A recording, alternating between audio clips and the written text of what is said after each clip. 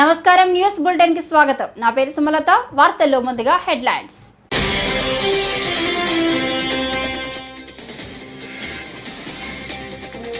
వెయ్యి ఎకరాల భూములు చేతులు మారాయి. బోండా ఉమా.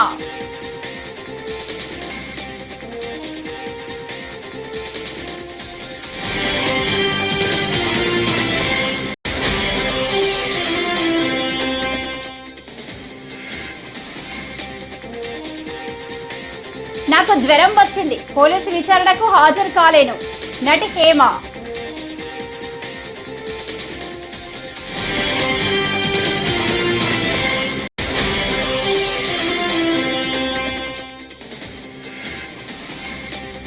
ప్రభుత్వం 2 నెలలుగా పెన్షన్దారులను ఎంతో ఇబ్బంది పెట్టిందని మాజీ మంత్రి దేవినేని ఉమా ఆగ్రహం వ్యక్తం చేశారు.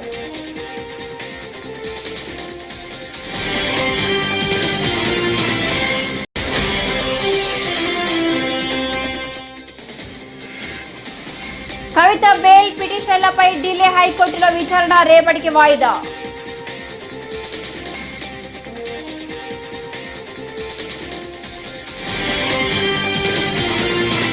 ఇక డీటెయిల్స్ చూస్తే, పేదలు రైతుల భూములను అక్రమ జీవో ద్వారా దోచుకోవడం ఏంటని టీడీపీ నేత బోండా ఉమా ధ్వజమెత్తారు. ఇలా 1000 ఎకరాల భూములు చేతులు మారాయని ఆయన ఆరోపించారు. తక్కువ ధరకు భూములను రిజిస్ట్రేషన్ చేయించుకున్నారని తెలిపారు. ఎన్ఓసీలు ఇప్పటికిప్పుడే ఎలా వచ్చాయో తేలాలి అని డిమాండ్ చేశారు. ఈ వ్యవహారంపై సిట్ వేసి విచారణ జరిపించాల్సిన అవసరం ఉందన్నారు. ఈ కుంభకోణంపై హైకోర్టు జడ్జితో విచారణ చేయించాలన్నారు. ఎన్నికల కోడ్ అమల్లో ఉండగా స్కామ్ జరిగితే ఎన్నికల సంఘం మౌనం వహించడం ఎందుకని ఆయన ప్రశ్నించారు. రైతుల మెడపై కత్తి పెట్టి అగ్రిమెంట్లు చేయించుకుంటారా అంటూ దుయ్యబట్టారు. సిఎస్ ఆధ్వర్యంలో వైసీపీ మాఫియా ఇదంతా చేసిందని ఆరోపించారు. ఈసీకి ఫిర్యాదు చేసినా ఫలితం లేదని బోండా ఉమా వాపోయారు. కొంతమంది వైసీపీ పెద్దలు కలిపి ఈ భూదందా భూదోపిడీ చేస్తే వచ్చిన ఆరోపణల మీద ఎంక్వైరీ చేయించుకోవాల్సినటువంటి చీఫ్ సెక్రటరీ జవహర్ రెడ్డి ఆయన ఆరోపణలు చేసిన వ్యక్తుల మీద బ్లాక్మెయిల్ చేసే విధంగా మాట్లాడుతోంది. సవాలు చేస్తూ ఉన్నాడు, బెదిరిస్తూ ఉన్నాడు నిజాలు వెలికి తీస్తున్నటువంటి వ్యక్తుల్ని. నేను అడుగుతా ఉన్నా జవహర్ రెడ్డి గారిని, మీరు మీ మీద వచ్చినటువంటి 596 జీవో ఏ విధంగా జీవోను అడ్డుపెట్టి ఫామ్ డి పట్టాల్ని కొట్టేస్తా ఉన్నారో వివరంగా మీడియాలో వార్తలు వచ్చినప్పుడు దాని మీద మీరు ఎందుకు విచారణ జరపలేదు?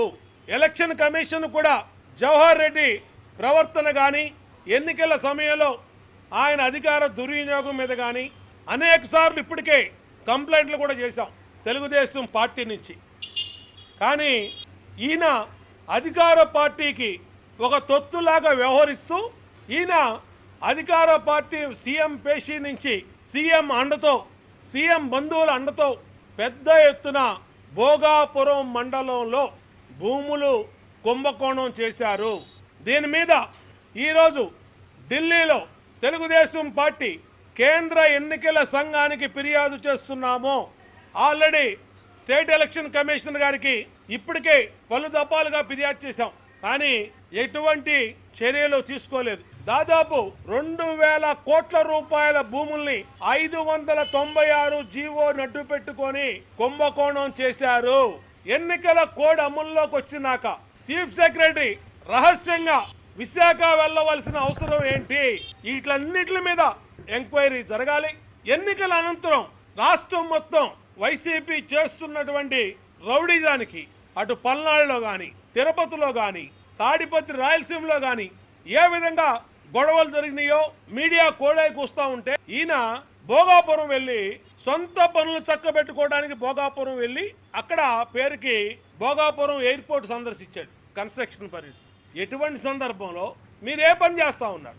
5 ఏళ్లు మీకు భోగాపురం పనులు ప్రారంభించినటువంటి తెలుగుదేశం ప్రభుత్వంలో స్టార్ట్ చేసినట్టు భోగాపురం సందర్శించడానికి మీకు కుదరలా. రాష్ట్రంలో అనేక సమస్యలు ఉన్నటువంటి ఈ సందర్భంలో సిఎస్ జవహర్ రెడ్డిగా మాత్రం భూముల రిజిస్ట్రేషన్కి వెళ్ళాడు. 596 జీవో ఇచ్చారో ఆ జీవోని ఇచ్చిన తేదీ నుంచి ఇప్పటి వరకు రిజిస్ట్రేషన్ అయినటువంటి భూములు మొత్తం మీద సిట్టు విచారణ జరగాలి. వెంటనే జవహర్ రెడ్డిని ఆ పదవి నుంచి, బాధ్యతల నుంచి తప్పించాలి. వెంటనే ఎన్నికల కమిషన్ జోక్యం చేసుకోవాలి. ఎన్నికల కమిషన్ పరిధిలో పనిచేయవలసినటువంటి ప్రభుత్వ అధికారులు డీ పట్టాల అసైన్ ల్యాండ్స్ భూముల రిజిస్ట్రేషన్ లో బిజీగా ఉన్నారంటే విజయనగరం కలెక్టర్, విశాఖపట్నం కలెక్టర్ వీళ్ళందరినీ కూడా ఎంక్వైరీ చేయాలి. జవహర్ రెడ్డికి చిత్తశుద్ధి ఉంటే మేము డిమాండ్ చేస్తున్నటువంటి అంశం మీద వైట్ పేపర్ రిలీజ్ చేయండి. అనేక అక్రమాలు ఈయన సిఎస్ అయినాక జరిగినాయి. హైకోర్టు జడ్జి గారి చేత విచారణ చేయించాలి. ఇది చాలా పెద్ద స్కాము. సంవత్సరాల తరబడి సాగు చేసుకుంటున్న భూముల్ని అక్రమ జీవో ద్వారా రైతుల పీకల మీద కత్తి పెట్టి అగ్రిమెంట్లు చేయించుకొని మీ భూములు లాక్కుంటాం, లేకపోతే మీ అగ్రిమెంట్ చేయకపోతే అని మొత్తం వైసీపీ మాఫియా సిఎస్ ఆధ్వర్యంలో పనిచేసింది. బెంగళూరు రేవు పార్టీలో పట్టుబడిన వారిలో నటి హేమ కూడా ఉన్నారు. ఇవాళ విచారణకు రావాలంటూ బెంగళూరు పోలీసులు ఆమెకు నోటీసులు పంపారు. అయితే తాను వైరల్ జ్వరంతో బాధపడుతున్నానని, అందుకే విచారణకు రాలేకపోతున్నానని హేమ పోలీసులకు బదులిచ్చారు. విచారణకు హాజరయ్యేందుకు మరికొంత సమయం కావాలని అన్నారు. అయితే ఆమె విచారణకు గైర్హాజరైనట్టుగా భావిస్తూ బెంగళూరు పోలీసులు మరోసారి నోటీసులు పంపించేందుకు సిద్ధమవుతున్నారు. ఈ కేసులో హేమతో పాటు కాంతి, రాజశేఖర్, చిరంజీవి, శివాని జైస్వాల్, ఆశీరాయ్, వరుణ్ చౌదరి, రిషి చౌదరి, ప్రసన్న, సుజాత తదితరులకు కూడా నోటీసులు జారీ చేశారు. ఈ నెల 19న బెంగళూరులోని సిలికాన్ సిటీలో బర్త్డే పార్టీ పేరుతో నిర్వహించిన రేవ్ పార్టీ కలకలం రేపింది. పలువురు తెలుగు నటులు, మోడళ్లు ఈ పార్టీలో పాల్గొన్నట్లు గుర్తించారు.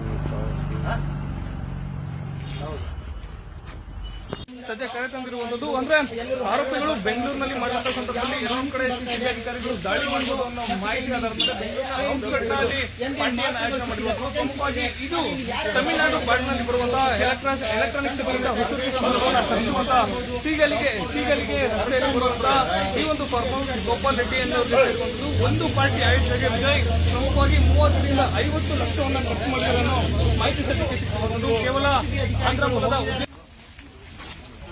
మా రాన్న ఏమన్నా నీకు కొడతానండి ఒక అడ్డు నువ్వే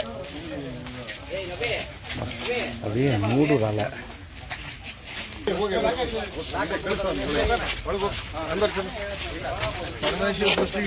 ಬಿಡ್ರಪ್ಪ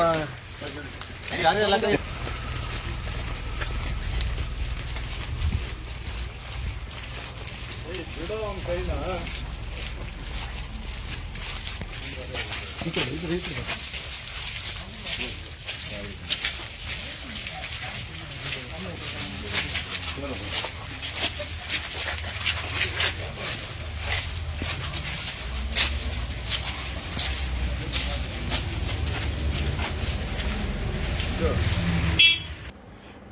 2 నెలలుగా పెన్షన్దారులను ఎంతో ఇబ్బంది పెట్టిందని మాజీ మంత్రి దేవినేని ఉమా ఆగ్రహం వ్యక్తం చేశారు.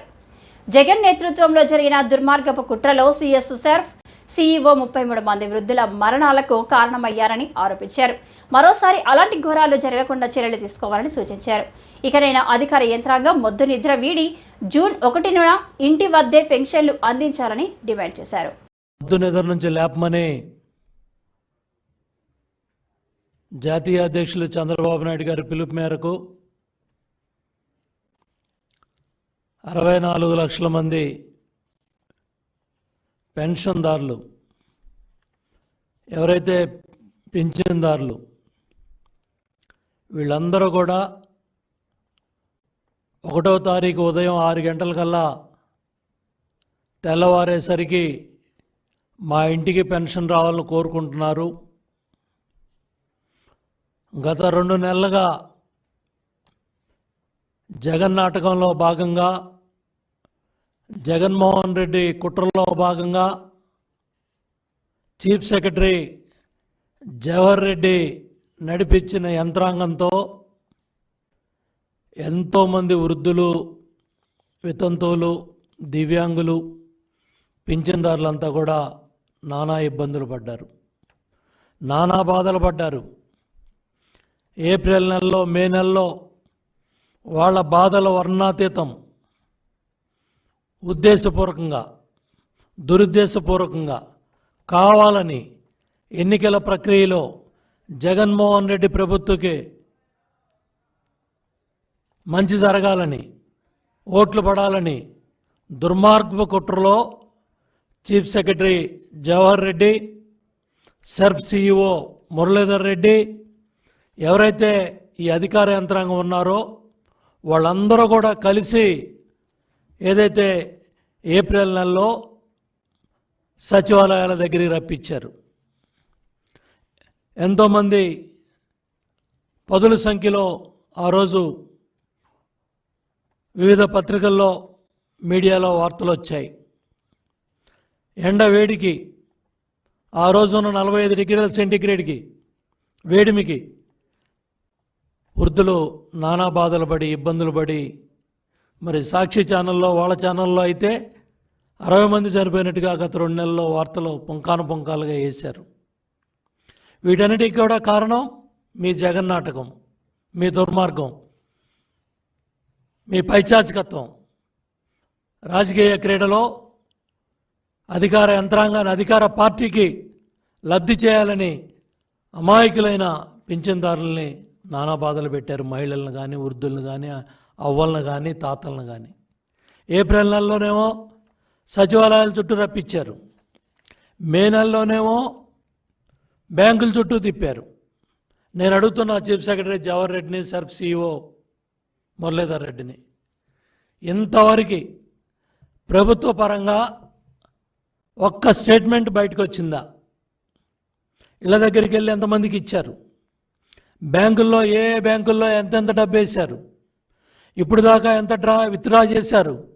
ఎంతమంది తీసుకున్నారు? ఎన్ని ఇబ్బందులు పడ్డారు?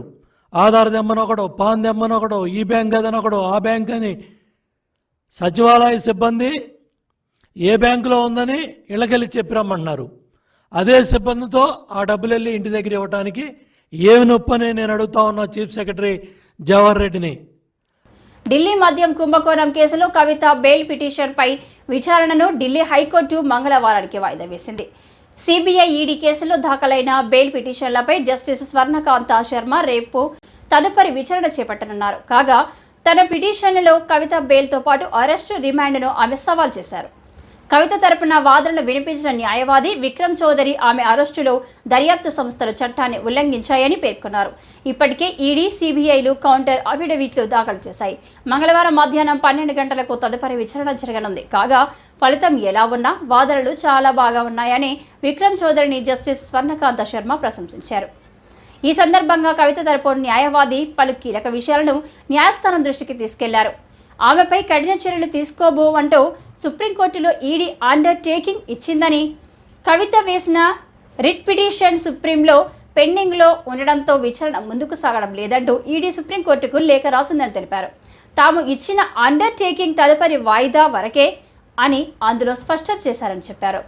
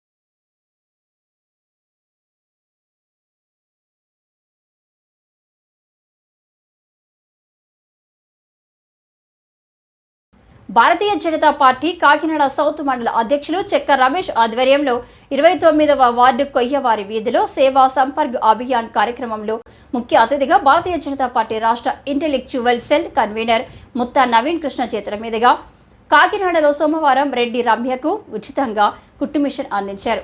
ముత్తా నవీన్ కృష్ణ మాట్లాడుతూ ప్రధాని నరేంద్ర మోడీ మహిళలకు 35% రిజర్వేషన్ ఇచ్చారని చెప్పారు. అందరికీ నమస్కారం. ఈ రోజున మా కాకినాడ సౌత్ మండలంలో ప్రెసిడెంట్ చెక్కా రమేష్ సారథ్యంలో మా బీజేపీ పార్టీ ప్రతి సంవత్సరం చేసే ఈ సేవా కార్యక్రమాల్లో ఒక కార్యక్రమంగా ఇవాళ ఒక కుట్టు మిషను ఇవాళ అందజేయడం జరుగుతుంది. 29వ వార్డులో ఇది జరుగుతుంది. రమ్య అనే ఒక అమ్మాయికి ఇవాళ కుట్టు మిషన్ ఇస్తున్నాము. మా బీజేపీ పార్టీ మరియు మోడీ గారి యొక్క ఆలోచన ఏంటంటే ప్రతి మహిళ కూడా వాళ్ళ కాళ్ళ మీద వాళ్ళు నిలబడాలి. దానికి ఎప్పుడు కూడా మన పార్టీ ముందుండాలి. ఎప్పుడు కూడా మా ప్రజలే దేశాన్ని ముందుకు తీసుకెళ్ళాలి, ప్రజల్లోకి తీసుకెళ్ళాలి. వాళ్ళు కూడా అందులో భాగస్వామ్యం కావాలన్నది మా బీజేపీ యొక్క విశ్వాసం, నమ్మకము. ఆ పద్ధతిలోనే మా బీజేపీ కార్యకర్తలు అందరూ కూడా ప్రతిసారి ఎప్పుడన్నా ఎలాంటి సిచ్యువేషన్స్లో ఉన్నా ప్రజలకి సేవ చేయడానికి ఎప్పుడూ ముందుంటామని చెప్పి తెలియజేస్తున్నారు. ఈ కార్యక్రమాన్ని చేపట్టిన మన చెక్కా రమేష్ మరియు వీళ్ళ మిత్రబృందము సౌత్ మండలము కార్యకర్తలందరికీ కూడా నా ధన్యవాదాలు తెలియజేస్తున్నాను. అందరికీ జై హింద్, జై భారత్. జూన్ 4వ తేదీన కౌంటింగ్కు సంబంధించి కౌంటింగ్ ఏజెంట్లు గంట ముందే కౌంటింగ్ కేంద్రాలకు చేరాలని కాకినాడ ఆర్ వెంకటరావు తెలిపారు. సోమవారం కాకినాడ కార్పొరేషన్ కార్యాలయంలో ఎన్నికల అధికారులతో కౌంటింగ్కు సంబంధించి సమావేశం నిర్వహించారు. ఈ సందర్భంగా ఆయన మాట్లాడుతూ సార్వత్రిక ఎన్నికల ఓట్ల లెక్కింపు ప్రక్రియ జూన్ 4న ఉదయం 8 గంటలకు ప్రారంభమవుతుందని కాకినాడ వెంకటరావు తెలిపారు. నంబర్ 41 కాకినాడ సిటీ అసెంబ్లీకి సంబంధించి కౌంటింగ్ జరుగుతుంది. దానికి గాను ప్రతి కంటెస్టింగ్ క్యాండిడేటు 14 మంది ఈవీఎం కౌంటింగ్ టేబుల్స్ కౌంటింగ్ ఏజెంట్లని, అదేవిధంగా 4 postal ballots tables counting tables దగ్గర 4 ఏజెంట్లని, అదేవిధంగా ఒకరిని ఈటీపీబీఎంఎస్కి సంబంధించి వాళ్ళు అపాయింట్ చేసుకోవచ్చు. వాళ్ళు ఫారం 18లో అపాయింట్ చేసి మాకు ఇవ్వాల్సి ఉంటుంది. అవి ఇన్ డూప్లికేట్ కాపీస్తో పాటు 2 ఫోటోలు కూడా పంపించాలి. వారిని మేము ఇక్కడ వారు మా ఎదురుగా సంతకం చేస్తే కౌంటింగ్ ఏజెంట్ సంతకం చేసిన తర్వాత ఒక కాపీ మా దగ్గర ఉంటుంది, ఒక కాపీ కౌంటింగ్ ఏజెంట్ దగ్గర ఉంటుంది. ప్రతి కౌంటింగ్ ఏజెంట్కి ఎలక్షన్ ఐడి కార్డు కూడా ఇవ్వటం జరుగుతుంది. 4వ తారీఖున వారు కనీసం గంట ముందు వాళ్ళు వచ్చి వారి యొక్క సెకండ్ ఏదైతే కాపీ ఉందో ఆ సెకండ్ కాపీతో పాటు మేము పంపించినటువంటి ఎలక్షన్ ఐడి వాళ్ళకి సంబంధించి ఏదైతే ఇస్తున్నామో ఆ ఐడి కాపీ కూడా పట్టుకొచ్చి వారు మా ఎదురుగా సెక్షన్ 128కి సంబంధించిన డిక్లరేషన్ మీద వారి సిగ్నేచర్ కూడా సైన్ చేయాల్సి ఉంటుంది. సైన్ చేసిన వాళ్ళని మాత్రమే లోపలికి పంపిస్తారు. కాబట్టి అందరు కౌంటింగ్ ఏజెంట్స్ కూడా ఆ రోజు ఉదయం 6 గంటలకే కాకినాడ సిటీ అసెంబ్లీ కాన్స్టిట్యున్సీకి సంబంధించిన కౌంటింగ్ హాల్ వద్దరికి అందరు కూడా చేరాల్సిందిగా కోరుతున్నాం. వారందరికి కూడా ఏ కౌంటింగ్ టేబుల్ దగ్గర వారు ఉండాలి అనేది కౌంటింగ్ టేబుల్ కూడా ఇండికేట్ చేస్తూ, ఏ క్యాండిడేట్ తాలూకా కౌంటింగ్ ఏజెంట్ అనే విషయాన్ని కూడా ఇండికేట్ చేస్తూ వాళ్ళకి బ్యాచ్ ఇవ్వడం జరుగుతుంది. దాని ప్రకారమే వాళ్ళందరూ కూడా ఆయా కౌంటింగ్ టేబుల్స్ దగ్గర వాళ్ళు విధిగా హాజరు కావాల్సి ఉంటుంది. ఒకసారి ఈ కౌంటింగ్ ఏజెంట్ని అపాయింట్ చేసిన తర్వాత కౌంటింగ్ స్టార్ట్ అయిన తర్వాత కౌంటింగ్ ఏజెంట్ని మార్చుకునేటట్టు వీలు లేదు. కాబట్టి ఈ విషయాన్ని కూడా అభ్యర్థులందరూ కూడా గమనించాలి. అదేవిధంగా ఆ రోజు కౌంటింగ్ వచ్చేదానికి గాను ట్రాఫిక్ రద్దీని ఇతర శాంతి భద్రతలను దృష్టిలో పెట్టుకొని జిల్లా పోలీసు వారు కొన్ని సూచనలు చేస్తూ వీడియోని కూడా రిలీజ్ చేయడం జరిగింది. దాని ప్రకారం కూడా అందరూ కౌంటింగ్ ఏజెంట్లు ఫాలో అయ్యి పోలీసు వారికి అదేవిధంగా జిల్లా ఎన్నికల ఏదైతే కార్యాలయం ఉన్నట్టు నిబంధనలు ఏమైతే ఉన్నాయో జిల్లా యంత్రాంగానికి కూడా అందరూ కూడా సహకరించాల్సిందిగా కోరుతున్నాను. ఈ వార్తలు ఇంతటితో సమాప్తం. నమస్కారం.